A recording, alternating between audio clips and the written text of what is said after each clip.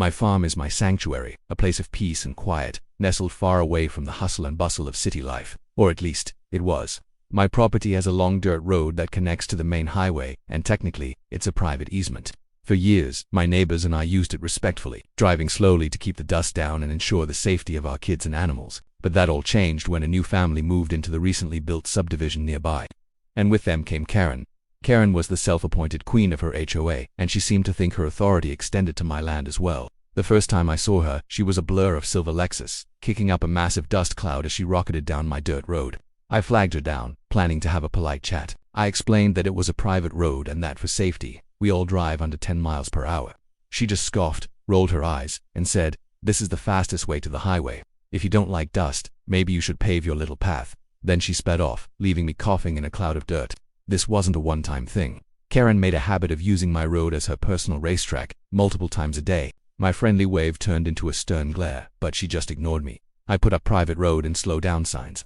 The next day they were gone. I even installed a simple rope barrier. She drove right through it, snapping the rope. My animals were getting spooked. My kids couldn't play outside safely, and my house was constantly covered in a layer of grime. I tried talking to her husband, who just shrugged and said, "Happy wife, happy life," before retreating back inside his perfectly manicured suburban fortress. I knew I had to escalate things, but legally, I called the local sheriff's department. An officer came out, took my report, and even spoke to Karen. For about a day, she slowed down. But then, she was right back at it, sometimes even seeming to go faster out of spite. The sheriff told me that since it was a private road, their ability to enforce traffic laws was limited. It was a civil matter, and I'd have to take her to court, which would be a long and expensive process. I felt completely powerless. My peaceful farm life was being ruined by this one entitled woman. One afternoon I was cleaning out my old barn and stumbled upon a box of heavy-duty equipment from my grandfather's time. Inside I found some old, rusted metal strips. They were originally part of a farm harrow, used for breaking up soil, but they looked menacing. An idea, a devious and beautiful idea, began to form in my mind. It was time to fight fire with fire, or rather, dirt with spikes. I decided against using anything that would cause permanent, dangerous damage.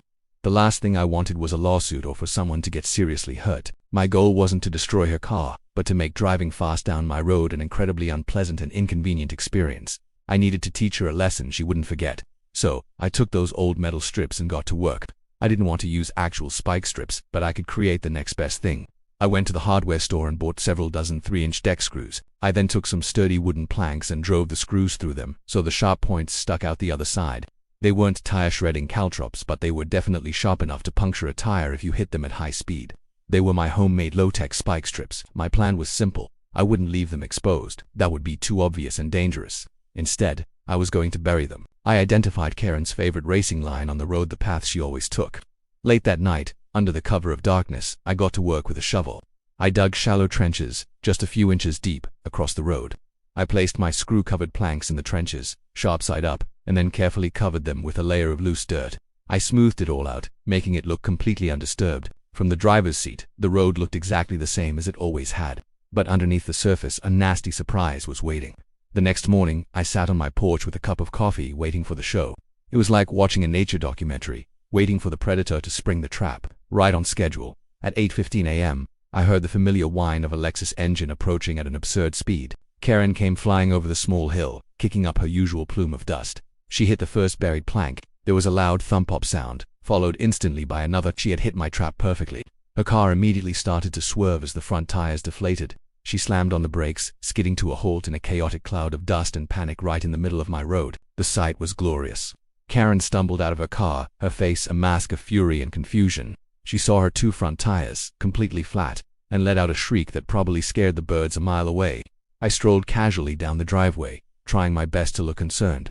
"Wow, Karen, looks like you've got some car trouble," I said, barely containing my smile. "What happened? You must have hit something sharp." She pointed a trembling finger at me.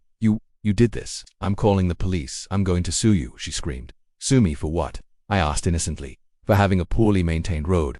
I've been meaning to grade it, but it's hard to get any work done with people speeding through here all the time. Gosh, it's a good thing you weren't driving too fast. Imagine if you lost control. Someone could have gotten seriously hurt." Her face went from red to purple. She knew I did it, but she couldn't prove a thing. There was no evidence. Just a dirt road with a couple of flat tires. The tow truck had to come all the way down the long dirt road, and the driver charged her extra for the off-road recovery. It took hours. I watched the entire spectacle from my porch, sipping my coffee. It was the most satisfying morning I'd had in months. The best part, Karen never sped down my road again. In fact, she avoided it altogether, taking the longer public route to the highway from then on. The peace and quiet returned to my farm. The dust settled, my animals relaxed, and my kids could play outside without fear. Sometimes, the best way to deal with a bully isn't to ask them nicely, but to make their bad behavior have real immediate consequences. And in this case, the consequences were two very flat, very expensive tires. Thanks for watching, and if you enjoyed this story, be sure to like and subscribe for more.